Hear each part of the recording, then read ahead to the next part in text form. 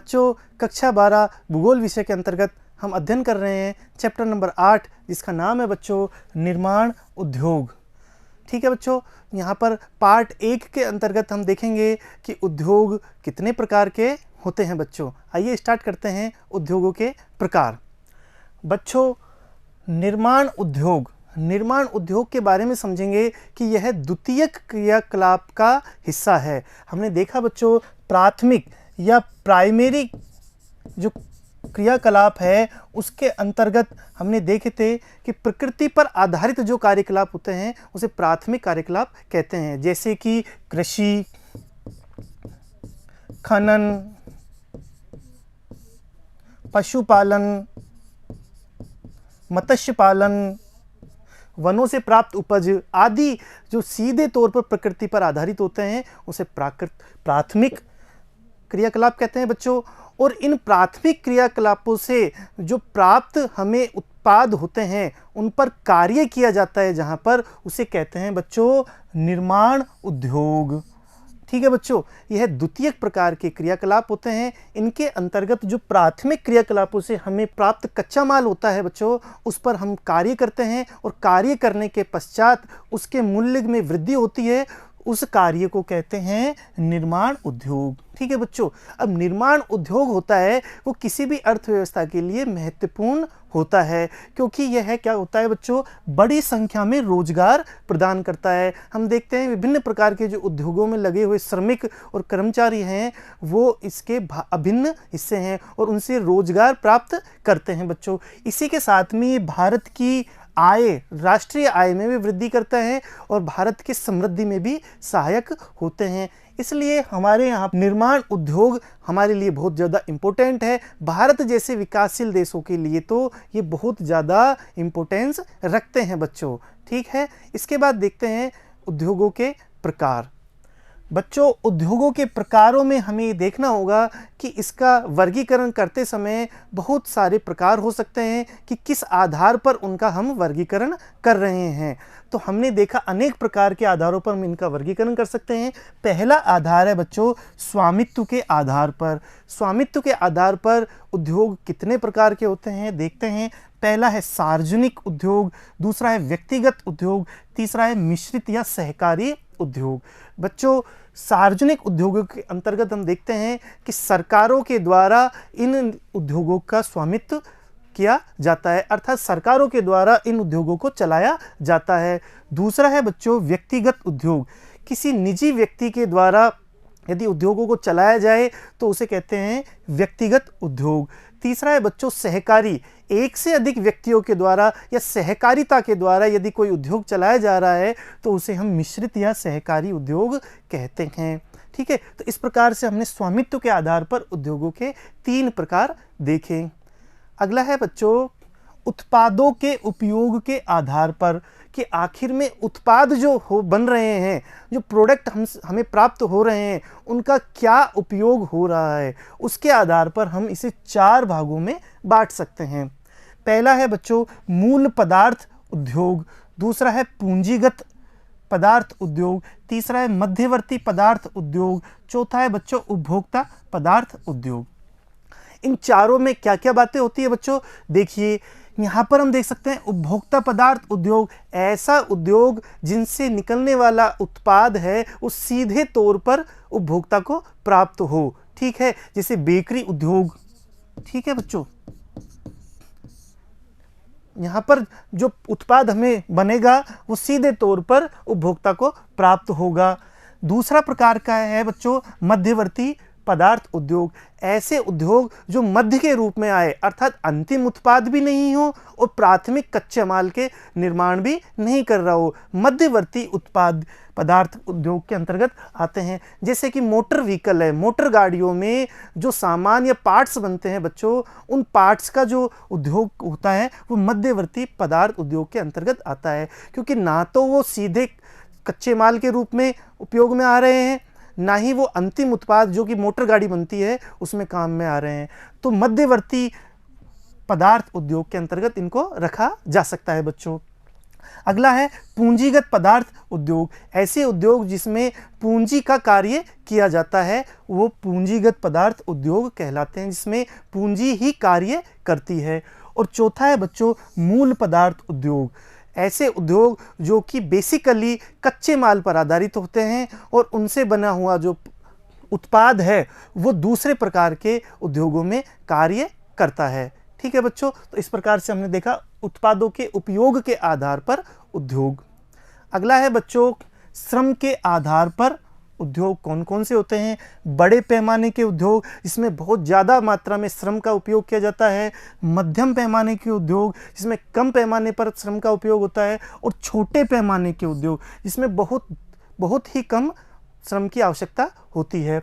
तो इसके अंतर्गत ज़्यादा श्रम की आवश्यकता वाले सूती कपड़ा, पटसन, मशीनों से संबंधित जो उद्योग है उनमें अत्यधिक मात्रा में श्रम की आवश्यकता होती है।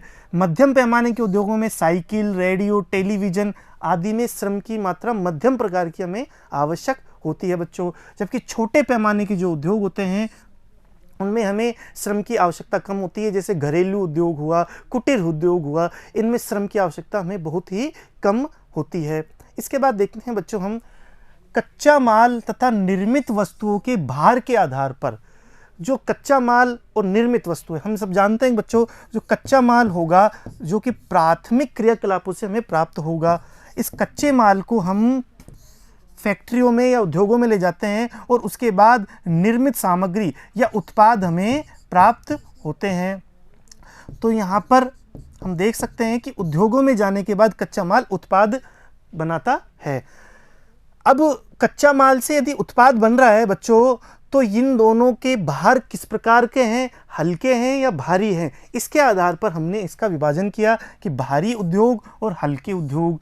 भारी उद्योग में लोहा इस्पात उद्योग वगैरह जो कि भारी मात्रा में जिनका वजन या उनका भार ज़्यादा होता है, और हल्के उद्योगों में जैसे वस्त्र उद्योग है, इलेक्ट्रॉनिक्स उद्योग है आदि जो कि बाहर में क्या होते हैं बच्चों, हल्के होते हैं।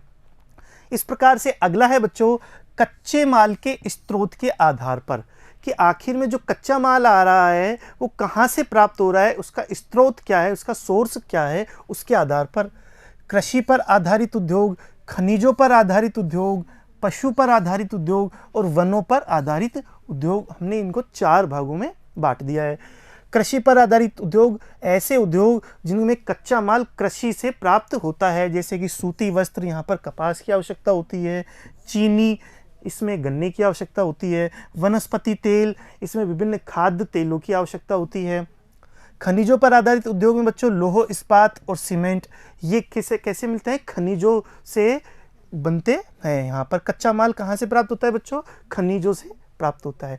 तीसरा है पशु आधारित, यहाँ डेयरी, चमड़ा आदि उद्योग जो होते हैं वो पशुओं से प्राप्त होते हैं। अगला है बच्चों वन आधारित उद्योग, जैसे कागज, लाख, रेसिन आदि, ये इस प्रकार के जो उद्योग है वो वनों पर आधारित होते हैं। तो ये इस प्रकार से हमने देखा कच्चा माल के स्रोत के आधार पर 4 प्रकार के उद्योग हो सकते हैं।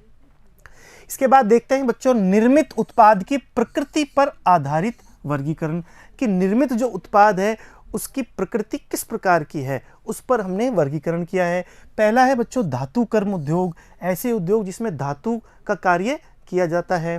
दूसरा है यांत्रिक इंजीनियरिंग उद्योग, ऐसे उद्योग जिसमें यंत्र बनाए जाते हैं, मशीनें बनाई जाती है, ठीक है, यांत्रिक इंजीनियरिंग उद्योग कहलाते हैं।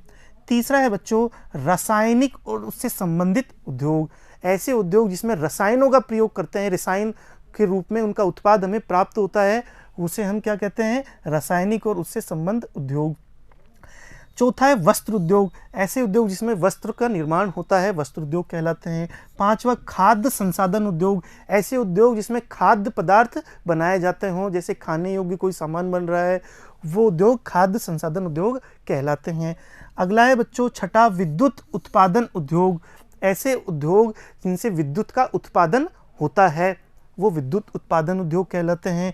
सातवां है इलेक्ट्रॉनिक उद्योग, ऐसे उद्योग जिसमें इलेक्ट्रॉनिक इंस्ट्रूमेंट बनाए जाते हैं उन्हें इलेक्ट्रॉनिक उद्योग कहते हैं। और 8वां है बच्चों संचार उद्योग। इसके अंतर्गत ऐसे उद्योग होते हैं जिसमें संचार की आवश्यकताओं को पूरा किया जा सकता हो। इस प्रकार से निर्मित उत्पादों की प्रकृति के आधार पर हमने देखा कि 8 प्रकार के उद्योग हो सकते हैं बच्चों। अगला है बच्चों स्वतंत्र उद्योग। यह हमारी पुस्तक में दिया हुआ है और इसके बारे में एक प्रश्न भी पूछा गया था कि स्वतंत्र उद्योग किसे कहते हैं। बच्चों मूलतः रूप से उद्योग कहाँ स्थापित होगा इसके बारे में हम अगली क्लास में पढ़ेंगे, हमारी इसी चैप्टर में है।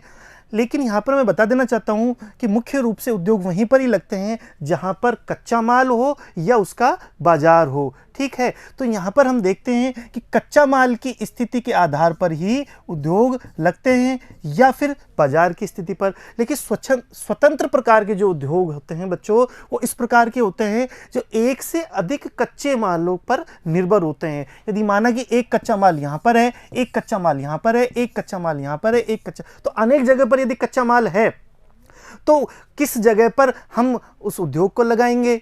बच्चों यहाँ पर देखने वाली बात है कि कहीं पर भी लगा सकते हैं जहां हमारी इच्छा हो।